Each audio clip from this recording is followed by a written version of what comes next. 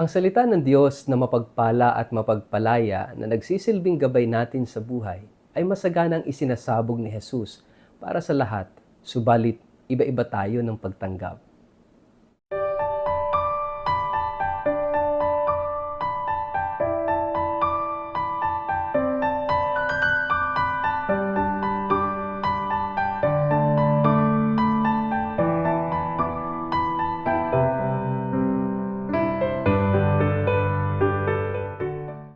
Ang mabuting balita ng Panginoon ayon kay San Lucas.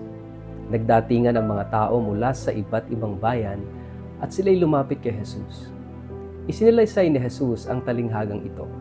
Isang magsasaka ang pumunta sa bukid upang maghasik. Sa kanyang paghahasik, may binhing nalaglag sa daan, natapakan ng mga tao at tinuka ng mga ibon. May binhi namang nalaglag sa batuhan at tumubo, ngunit agad na natuyo dahil sa kakulangan sa tubig. May nalaglag naman sa may damuhang matinik, at nang lumago ang mga damo, sinakal nito ang mga binhing tumubo roon. Mayroon namang binhing nalaglag sa matabang lupa. Ito'y sumibol, lumago at namunga ng tig-100. At pagkatapos ay sinabi niya ng malakas, "Makinig ang may pandinig." Itinanong ng mga alagad kung ano ang kahulugan ng talinghagang ito. Sumagot si Jesus, "Ipinagkaloob sa inyo na maunawaan ang mga hiwaga tungkol sa kaharian ng Diyos, ngunit sa iba'y sa pamamagitan ng talinghaga. Nang sa gayon, tumingin man sila'y hindi sila makakakita at makinig man sila'y hindi sila makauunawa." Ito ang kahulugan ng talinghaga. Ang binhi ay ang salita ng Diyos. Ang mga binhing nalaglag sa tabi ng daan ay ang mga taong nakikinig. Dumating ang dyablo at inalis nito ang salita mula sa puso ng mga nakikinig upang hindi sila manalig at maligtas. Ang mga nalaglag naman sa batuhan ay ang mga nakarinig ng salita at tumanggap nito ng may kagalakan. Ngunit hindi ito nag-ugat sa kanilang puso. Sandali lamang silang naniwala, kaya't pagdating ng pagsubok, sila'y tumitiwalag. Ang mga nahasik naman sa may matitinik na damuhan ay ang mga nakinig sa salita ng Diyos, ngunit nang tumagal, nadaig sila ng mga alalahanin sa buhay at ng pagkahumaling sa kayamanan at kalayawan. Dahil dito, hindi nahihinog ang kanilang mga bunga. Ang mga nahasik naman sa matabang lupa ay ang mga nakikinig ng salita ng Diyos at nag-iingat nito sa kanilang pusong tapat at malinis. At sila'y namumunga dahil sa pagtatyaga. Mga kapatid, ang mabuting balita ng Panginoon.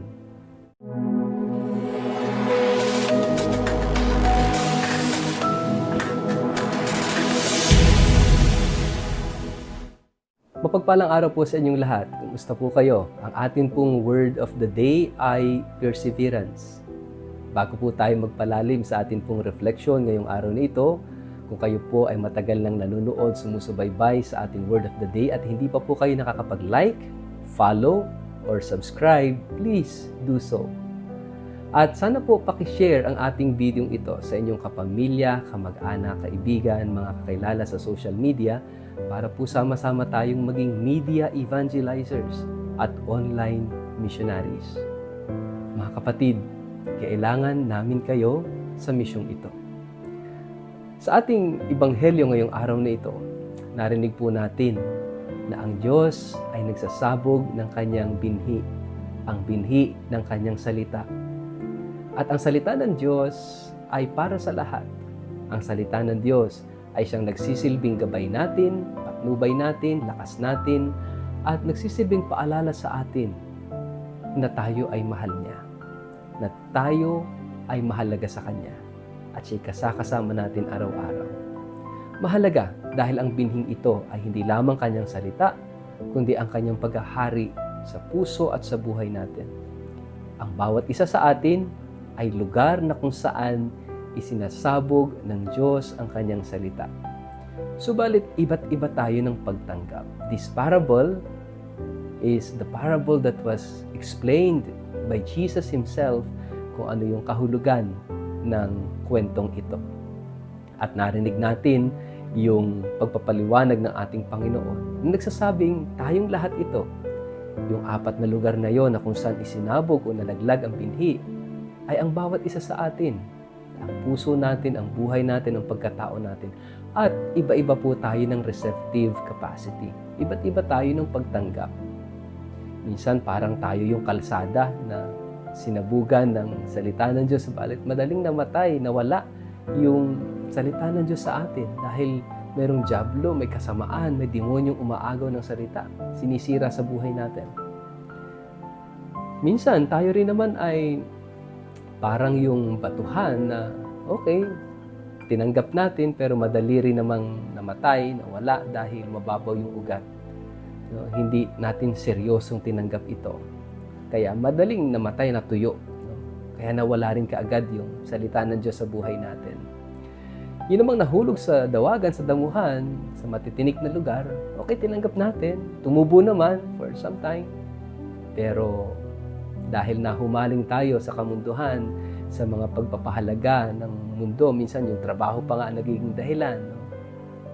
Madali tayong nawawala. At minsan kapag dumating yung mga pagsubok sa buhay natin, agad tayong bumibitaw sa Diyos, sa Kanyang salita. Pero yung nahulog sa mabuting lupa, sabi doon, namumunga, no? Lumalago at namumunga ng sagana. Pero sa bandang dulo ng gospel, merong isang napakahalagang katangian na dapat nating taglayin. Ano po yun? Perseverance, pagtatyaga, pagsusumikap. Dahil hindi po madali ang buhay sa mundo. We experience difficulties, challenges, we experience sufferings, pains. Ito yung reality. And sometimes, kapag tayo humaharap na sa mga challenges ng buhay, sineset aside natin yung pananampalataya. Iniiwan natin ang salita ng Diyos. Madali tayong nahuhumaling sa kamunduhan. Madali tayong naaapektuhan ng makamundong pagpapahalaga. Kaya nga po, mga kapatid, kung ikaw ay dumadaan sa mga itong pagsubok sa buhay, it is always important that we ask for the gift of perseverance para manatili tayong sumasampalataya, manatili tayong nagmamahal, manatili tayong nagtitiwala, umaasa hanggang wakas sa kabila ng hirap, sa kabila ng pagsubok o anumang pagsubok ang pagdaanan natin sa buhay, yung bang manatili tayong kumakapit sa Diyos. Yung bang manatili tayong maging mabuti, nagtitiwala at sumasampalataya sa Diyos sa kabila ng lahat. Kahit minsan mahirap, kahit minsan natutukso ka ng gumawa ng masama, natutukso ka ng lumihis ng landas, especially kapag ang usapin dito'y kabuhayan, kasiguraduhan. Mga kapatid, hilingin natin na tayo ay mabago ng salita ng Diyos at umunlad tayo sa pananampalataya, pag-asa at pag-ibig dahil sa salitang ipinunla ng Diyos sa bawat isa sa atin. Manatiling tapat, nagtsatsaga at nagsusumikap hanggang wakas. Sa ngalan ng Ama at ng Anak at ng Espiritu Santo. Amen.